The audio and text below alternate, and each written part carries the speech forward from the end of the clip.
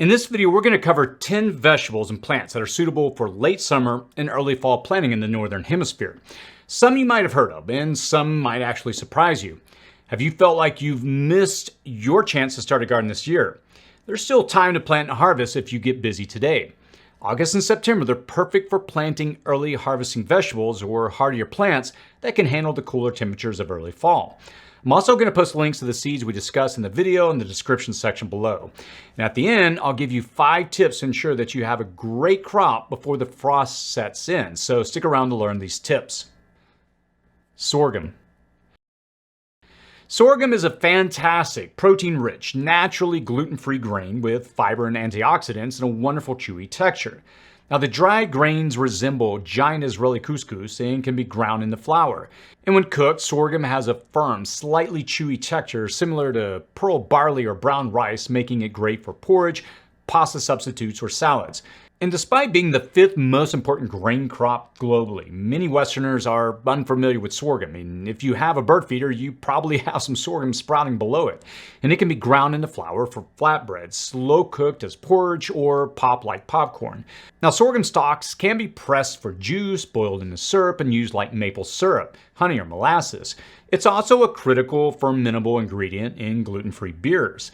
You should harvest sorghum when the grains reach the soft dough stage and aren't milky when crushed, typically in late September or early October. And to harvest, all you have to do is remove the leaves by hand, cut off the seed heads for grain or next year's seeds, and then cut down the stalks.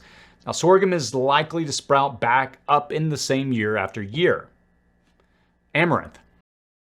I've covered amaranth extensively in a dedicated video that I'm going to link to in the comments and description section below, but it deserves a mention here as well. If you're not growing amaranth yet, you should start immediately. Most people don't recognize this plant, but it's a source of complete protein, looks magnificent, and can effortlessly reseed itself year after year. And when you come across a patch of amaranth in the wild, there's a good chance it was brought there or planted there on purpose by indigenous people or settlers, as people have survived and used this grain for thousands of years. Here I have a red variety eaten and used to color cloths by the Hopi tribe. And the plant was first cultivated in Central and South America around 6,000 to 8,000 years ago. It was a staple food for many pre-Columbian civilizations, including the Aztecs, Maya, and Inca. Now, amaranth's protein-rich seeds are used like a grain, and its leaves are nutritious and versatile. In eating the leaves, harvesting the seeds, and using the red varieties for coloring fabric and clothes, they're all possibilities. Amaranth's beautiful stalks and flower heads, they often go unrecognized as a food source, making it ideal for preppers. And if you haven't already started an amaranth patch yet, please do so today. Deer seeds and pollinators will also benefit from this prolific plant. Beets. Beets are an annual cool season crop that thrives nationwide, offering delicious roots and nutritious greens. Most people think of the bright red variety, but they range from gold to even white. And the red ones have a more earthy taste, the golden ones are sweeter, and the white varieties are sweeter still. So if you've only ever had the incredibly red variety and didn't even care for them, there are others that you may love. Planting them in late August capitalizes on the tail end of summer. And while the greens are forming, it's warm with lots of sun, and as it cools, the roots will form. Beets are ready to harvest within 60 days, and their size can be chosen based on the preference. The leaves, often overlooked, can be used in salads or cooked, while the roots can be roasted, boiled, pickled, or even pressed for juice, which can be boiled to make beet sugar. And storing beets in a refrigerator or root cellar can keep them fresh for several months, providing a versatile and nutritious addition to your prepper garden. Parsnips. A parsnip is not a carrot, but it is closely related and can look similar. Now, parsnips are cylindrical root vegetables with cream-colored skin and white flesh. And parsnips are typically longer at an average size of about a foot. And parsnips have parsley-like leaves but are usually sold without them. And these green tops, however, are incredibly nutritious and should not be overlooked. Parsnips, they have a sweet, licorice-like flavor with a hint of spice, unlike the slightly sweet, earthy, or bitter taste of carrots. And parsnips, they can be eaten raw or cooked in numerous ways, such as roasting, boiling, frying, steaming, baking, sauteing, or even mashing. And you can densely plant these with up to 9 plants per square foot, so it's perfect for smaller gardens.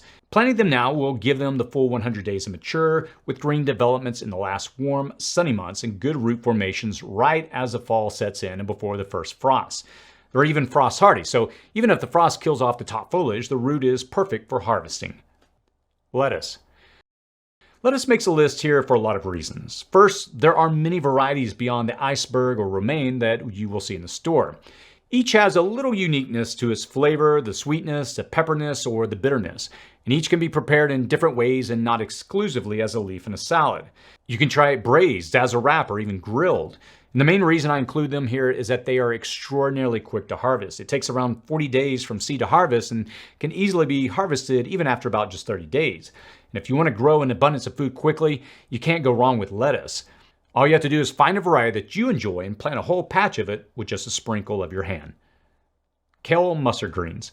Now, I put these two together because of their similar leaf structures and growing styles. They have long leaves that can be eaten raw but are better, in my opinion, cooked. And once these plants take root, they flourish where they're at, and you can trim the outside leaves on a regular basis or harvest the plant entirely. The plants do mature between 45 and 50 days, so you can successive plant and get 2 harvests between August and your first frost. Now, one thing to know about these greens is that caterpillars, like the white cabbage moth, they love to eat them. The leaves are still edible if they have some damage, but they're much less appealing. Now, I've learned to spray with a BT, a natural bacteria, when I see a hint of leaf damage. Then I spray again about a week later. After that, the damage is minimal and you'll have so much that you'll want to explore making kale chips or adding the leaves to your beans or stir fry. And this is really a fantastic source of iron and other critical but essential minerals like selenium, calcium, iron, and magnesium. Spinach Swiss chard. Now, I put these two together because of their similar leaf structures, and once they take root in your garden, you're going to have a copious amount of fresh, nutritious leaves to plant. Now, there are numerous varieties with harvest times in as little as 45 days, and they're full of nutrients and as easy to grow as lettuce. All you have to do is simply sprinkle the seeds in well-distributed soil and water enough to keep the soil moist. And these will also grow well in 5-gallon buckets with holes drilled in the bottom for drainage. They'll establish such great roots that it's one of these garden plants that you'll have a hard time killing. And spinach and Swiss chard, they're super hardy and prolific. You'll be thrilled you planted them in August, but if your August is especially hot, put the seed packets in the refrigerator for a week to encourage them to germinate better. You're really tricking the seeds into thinking that they're coming out of winter. They're delicious raw, blended in smoothies, or even cooked. And before the first frost, harvest all the leaves and dry what you can't eat fresh in the oven in its lowest setting. You can then powder them. Now, 1 to 2 tablespoons of spinach powder equals about 1 cup of raw spinach. Cabbage. Cabbage is another plant with numerous varieties. Some, like the golden acre or bok choy, will be ready to harvest in as little as 45 days, so you can stay ahead of the first frost. And because the part that you want to eat is buried under the outer leaves, cabbages naturally have a little frost protection. You can directly sow them into your garden at about a foot apart, and you'll have more than enough cabbage for stir-fry, slaw, or sauerkraut to last you through winter. Legumes, peas and beans. Peas and beans fit this category, but with one caveat. You have to plant early harvest varieties, and with nearly 23,000 species to choose from, believe me, there's one that you'll love to grow. Now, bush varieties of beans are preferred over runner or pole types because of their smaller garden footprint and large yields. Bush beans, they're generally ready to harvest faster than pole beans, usually within 40 to 60 days of planting, while pole beans take 55 to 75 days. However, pole beans continue to produce over long periods and may yield up to 3 times as many beans. Peas are in the same short time frame, with Alaska early peas coming in at around 55 days. And once you harvest and shuck these before the frost, they're as easily dried and stored. They're a great source of protein to get you through the winter months, and these plants will pull nitrogen out of the air. So in the winter, I just chop up and cover the vines or stalks with mulch and let them decompose into the soil. And in the spring, I'll just till the soil and plant something else. Okra. Now, I love okra. It's incredibly versatile whether you pickle it, deep fry it, or use it as a thickener in stews or gumbo. Okra really loves a high heat as well, so it's perfect for the high heat of August. Now, I'm not a good okra grower, but other people do rave about how easy it is to grow. Okra really needs 3 things to grow well. It's sunlight, consistent moisture, and nutrient-rich soil. Now, my problem has always been keeping my soil moist enough and fertilized. I envy those people who can just plant their okra seeds in the ground and come back 3 months later. If you have these 3 things, good soil, moisture, and sunlight, your okra will grow like a weed. In 60 to 70 days, you can harvest the 2 to 6 inch long pods, depending upon the variety. You're still going to want to use them while they are tender and before they get woody. You can also eat the leaves raw or cooked, like spinach. Now, the leaves are actually more nutritious than the pods. Now, the whole plant is edible, making this a standout winner to get in your garden in August, and I may have to yet try again. 5 tips for late season gardeners. Okay, so here's what you should do. Search for first frost date. All you have to do is determine your first frost date by searching for your zip code and then first frost. Count the days back to know how long you have left in your growing season, and then pick a variety that fits within that time frame. Seeds are sold with a maturity date, which tells you how many days it will take from germination to harvest. All you have to do is choose plants with shorter maturity times. Planting in the high heat of summer, it requires selecting plants that will reach full maturity in 100 days or less. Lettuce can be harvested in just 40 days, while other leafy greens take slightly longer. And root vegetables, which need more time, they're far more resistant to early frosts. So keep your soil moist. Late summer gardening can be challenging due to the need for a perfect combination of oxygen, water, and sunlight for seeds.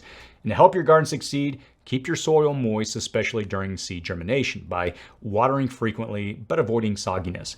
Use an improvised oleo with a water bottle with a nail-sized hole in it buried next to your young plants to ensure continuous water access. Use shade cloth. Leaf burn in high heat can dry out or kill your plants. You can use shade cloth to protect plants from excessive heat and reduce watering needs. This is especially important for plants near windows that reflect the sun. Understand how reflected light travels across your garden and use shade where necessary. Watch weather reports for frost, and as your growing season progresses and you get closer to harvest, you got to watch weather reports for frost threats. Cold can freeze the water in leafy greens, damaging them. Root vegetables will survive underground, and grains close to the harvest have less moisture, making them less acceptable. You can employ frost protection methods like garden hoops and mulching with hay around the plant base to protect them from cold nights if you need more growing time. And once a cold sets in, plants will grow slowly or go to seed, so you have to harvest them as needed. Now be sure to check out our other videos here on the side of the screen. There's 9 vegetables that you can grow from table scraps and the most overlooked grid down survival food. If you have any additional feedback or questions, feel free to post it in the comments section below. And as always, stay safe out there.